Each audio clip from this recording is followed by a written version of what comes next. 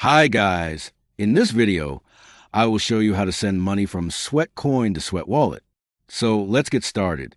To send money from Sweatcoin to Sweatwallet, you need to connect your two accounts. It means that you need to sign in to the Sweatcoin and Sweatwallet apps with the same email address. Once you successfully sign in with the same email address, let's open your Sweatcoin app. Next, on the top right side here, click on your available balance. Now here, what we need to do is you want to go and click on the Sweat crypto, currency, or token here. So just below your current balance, click on Sweat, and it should open up Sweat Wallet. Now in here, if you're able to open up the Sweat Wallet here, it means that you successfully connected your account. If you're using the same email or Google account, it should be all right.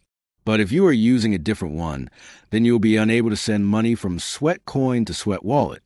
And that's it. By the way, if you're tired of paying high fees moving money around, Wise is one of the best ways to do it. I use it myself to send and receive money with some of the lowest fees out there. Plus, you get free virtual and physical debit cards that work globally. Right now, you can grab an exclusive offer. Your first transfer up to $800 is completely free with zero fees. Create your free Wise account today using the link below.